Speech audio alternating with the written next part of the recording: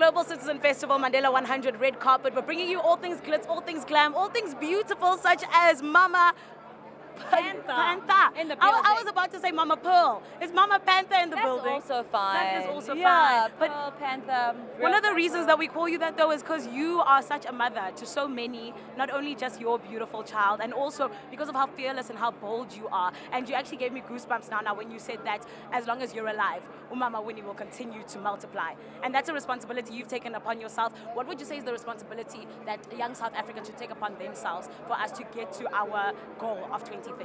I think our struggle heroes and that generation did so much for us to be here today and have these type of events going on right now, that there's a torch, and the torch, there have to be bearers. And it's not just one torch and one person's responsibility. It is all of us.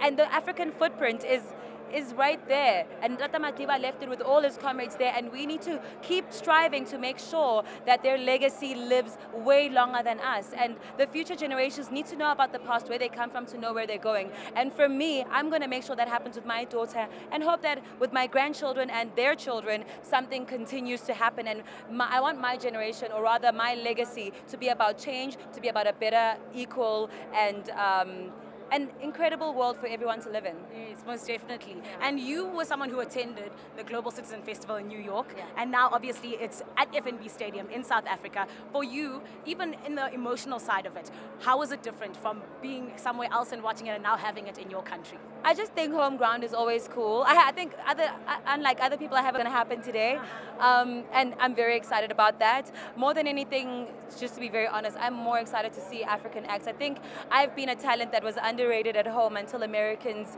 gave me a stamp of approval, and I hope that if this is not a stamp of approval, it's at least an understanding of how talented we are with and against other American artists on the same stage, on the same night. And hopefully going forward, we will believe and support our African entertainment and stars going forward, so that we can open up the industry and so that there can be enough for everyone. Because right now, we are way too excited to see Americans in our country, and it's exciting to have them here, but it shouldn't be any less exciting than having Wizkid and Casper and Tiwa Savage and Shoma Josie on the same stage on the same night. We should be able to sell that out anyway. Yes, of course, 100%. Yeah, because we are talented as an African continent. And we also are some people that bring such a different vibe to absolutely everything. Yeah. And I just want to know from you, in terms of a different vibe, what is it that you feel as South Africa, in terms of lending a hand to the rest of Africa, what can we do in terms of making it a better place as a continent? I think first and foremost, if you will think of Zambia and Angola and Mozambique and Zimbabwe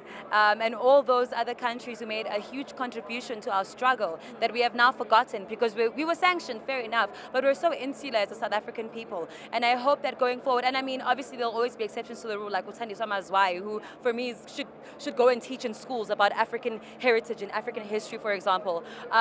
For me, that is an important thing for people to first learn and understand before they're interested in learning about how to help change the rest of the world, and maybe even travel to those countries to understand and learn from our African brothers and sisters, which is for me something I've also taken upon myself. And luckily my work takes me there, and I hope to be able to take myself there more often. So for me, that is education about Africa, hopefully. And I challenged at the media summit, I did challenge the South African government to include financial literacy. Children don't know anything about money, and I speak for myself, until you leave high school. Then you're in university. Most of you guys took out loans not knowing how to pay them back. I didn't do that. I did study for a little bit, but then I fell pregnant, long story.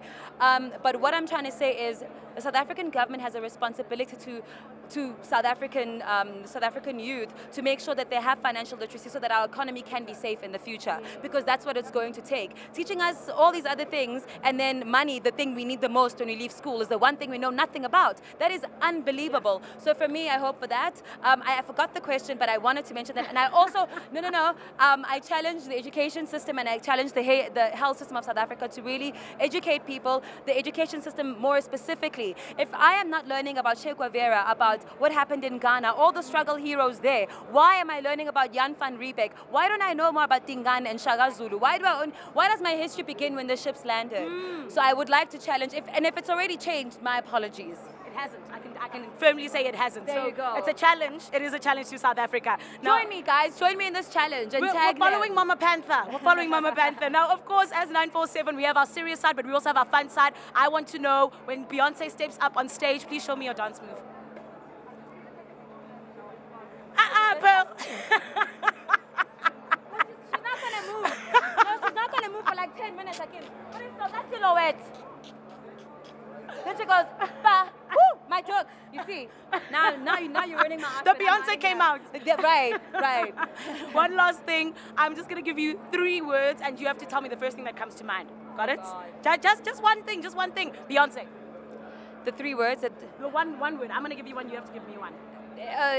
Incredible. Booty. Beautiful. And black. Magic. Oh, hello. Yes. Thank you so much, Phil. Thank you so much.